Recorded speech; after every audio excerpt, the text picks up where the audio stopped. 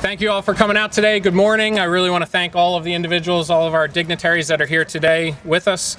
We're here to discuss a bill that both Representative Mike Regan and I have formally introduced, House Bill 2351.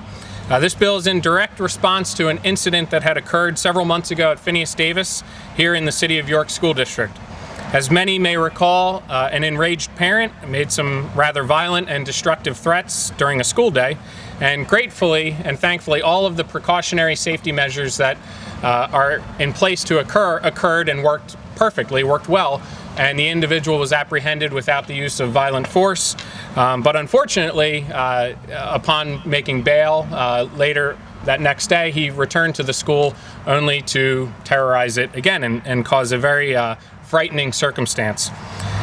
So thankfully, no one was hurt, but following this event, I have to give credit where credit's due. Police Chief Wes Cayley asked me to sit down, and we actually sat and spoke about the event, and he pointed out some deficiencies in the current law.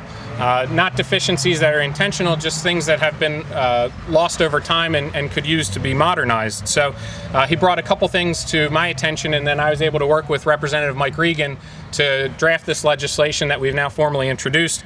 And HB 2351 would do several things that are very pertinent to our city school district, but school districts across the Commonwealth, and all of the safety precautions. Specifically, HB 2351 would increase penalties that are associated with terroristic threats, which place fear upon anyone employed, educated, or otherwise located in an educational facility throughout our Commonwealth. Specifically, a first offense would constitute a felony of the third degree, and a second or subsequent offense would constitute a felony of the second degree. So again, trying to mitigate not only this from happening for the first time, but hopefully prevent it from happening in a subsequent time, as happened unfortunately here at Davis. Furthermore, the jail, prison, or any detention facility holding an individual would be required to immediately notify local law enforcement that made the arrest if the individual posts bail. The local law enforcement agency would then be required to immediately contact the educational facility, in this case, quote unquote, the victim, to contact them to notify them that the individual has posted bail. The victim's notification process is similar to a system that we already have in place, and we already utilize typically for a lot of abuse and other types of crimes that occur. So this would not add any type of new system. This would not add an additional cost. And in this case, the York City School District would have been notified that the individual had posted bail and could have potentially made the precautionary steps to not allow this event to occur for a second time. So I really do want to thank Police Chief Wes Cayley. I think it shows that law enforcement is an ever-evolving and dynamic business, and it's a difficult one too. And seeing a frightening circumstance that occurred here at Davis and recognizing some deficiencies in the law that could be modernized, and this is an opportunity to do just that. And I want to thank Superintendent Dr. Eric Holmes as well for being here. I had the chance to kind of quickly brief Dr. Holmes at the Education First parade a few months ago, and he was quick to kind of recognize and point out that this was a good opportunity for the legislature in a very bipartisan fashion to set politics aside and work on a situation that could be improved and would help school safety and strengthen school safety throughout our Commonwealth. So, and with that, I really want to thank Representative Mike Regan. As former law enforcement, now retired law enforcement, he knows how these frightening situations can occur and how drastically they can accelerate rather quickly, and let alone the frustration when all things work as well as they could and an individual is apprehended and no one is injured, only for it to occur again within 24 hours, and how frustrating that is for law enforcement. So this legislation, absolutely no silver bullet, but it will strengthen school safety across our Commonwealth and hopefully prevent a situation from this occurring again, and certainly mitigate any repeat occurrences that may happen. Certainly a very scary situation. Proud to say that as of today, Representative Regan and our bill has 27 co-sponsors, very bipartisan as well, Republicans and Democrats supporting this, and from York County, both he and myself, and also Representative Seth Grove and Representative Ron Miller. So I want to thank everyone for coming out and appreciate everyone's time today. And I want to introduce our Police Chief, Wes Cayley, to make a few remarks. that are also probably related to the Can-Am Games. Thank you. I'm going to be very brief because I do have to get back to running the Can-Am Games this week, but I want to take the opportunity to thank Representative Schreiber and Representative Regan for taking this chance to make sure some loopholes are closed up in our laws. And like Representative Schreiber said, we're not adding anything new.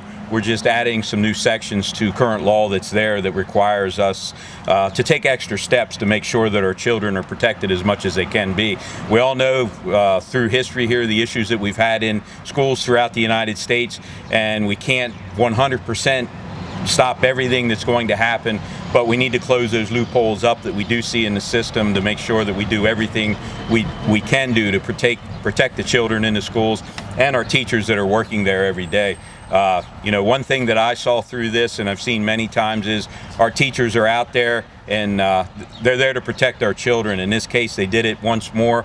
They put themselves in jeopardy to protect the kids. So we have to do everything we can to make sure that we're protecting the people that are working in our schools, that it's a safe haven for our kids to go to school. And again, I'd like to thank both representatives for taking the time to work together to make this happen. Date ourselves, but Representative Regan and I go back many years ago to working on the street together, so he does have a very strong background in law enforcement, and I appreciate both of you for doing this, so thank you.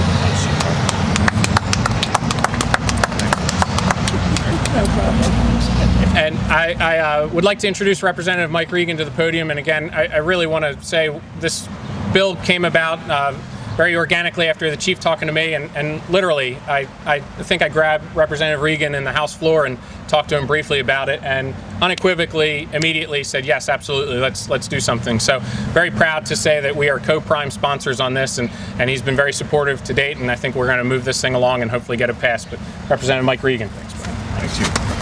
Thanks, guys. Kevin's given me way too much credit on this thing. This was his brainchild. It was his bill, and he was very gracious to come to me and ask me to partner with him, which I think is just one more thing that adds on to how this bill came about that's really kind of neat and special. There was obviously a tragic incident, which was followed up by a police response, and then the chief of police and the mayor getting together and trying to close up a loophole, going to their state representative and developing a plan very quickly, and then Kevin putting it into legislative form, and then coming and reaching across the aisle and trying to get support on the other side of the aisle, which is just wonderful. I wish it was my bill. It's a fantastic bill, and I think it's something everyone should be able to get their head around and their arms around, because it's something at the end of the day is just going to make our teachers and our children safer.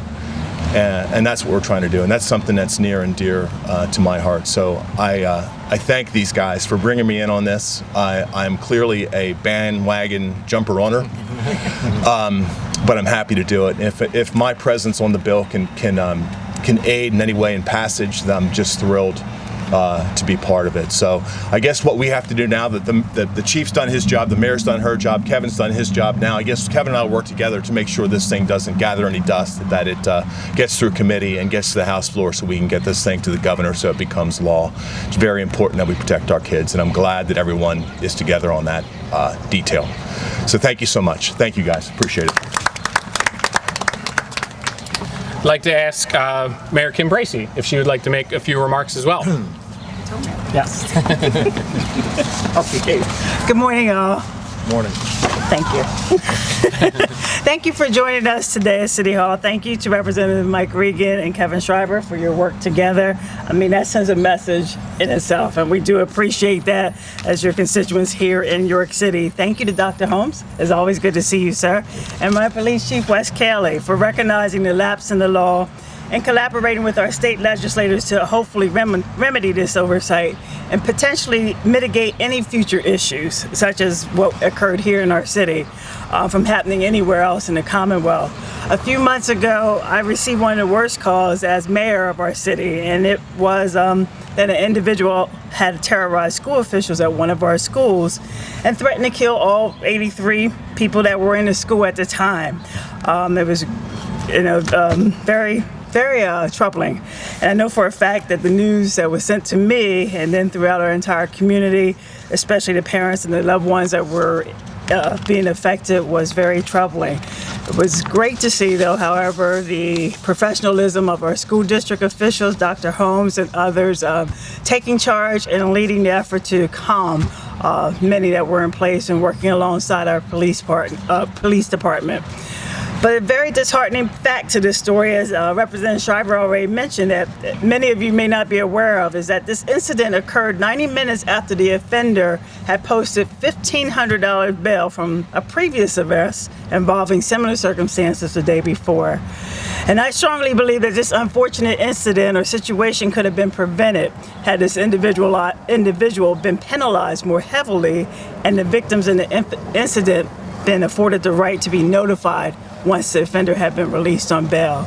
So coming together to encourage the support of common sense legislation that will provide additional safety to our schools across the state of Pennsylvania, as well as adding much needed strength to the penalization for such acts, will ultimately set the tone that here in the state of Pennsylvania and the city of York, we will not tolerate violence and selfish acts such as these. So that's why I stand alongside these two great representatives in support of House Bill 2351, which will strengthen the safety measures surrounding our schools by increasing the crime degree for individuals convicted of such incidents and require that the crime be classified as a felony offense while ensuring that the victims in the incident receive proper notification once the offender is released from custody.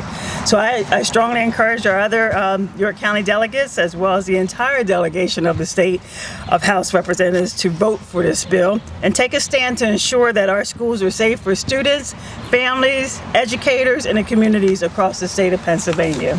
Thank you guys very much. Thank you, Mayor. I also want to thank the YWCA is here as well, and Ms. Ruby Martin. Most people don't realize that the YWCA and Access York are sort of always on standby and do a lot of grief counseling. They personify the first responder mentality, and they were there that day to work with parents, to work with students, and unfortunately it's a circumstance and a type of training that no one ever hopes to have to utilize, but they were there that day to utilize it and to be on site and to help provide some amount of counseling to a very scary event that occurred, but thankfully was not any worse. So I'd like to thank both City Council Vice President Henry Nixon and our County Commissioner Doug Hope for attending as well, and ask if they'd like to say anything as well. And of course our School Superintendent, Dr. Eric Holmes, who again, as the Mayor said, never want to receive a call that they got that day. And again, thankfully and thank God, it was not worse. And we know throughout the course of our country in recent years, there have been more tragic events. So if we can do one thing, you know, as I said, this is no silver bullet, but it's an incremental step forward in making sure that our schools are safer,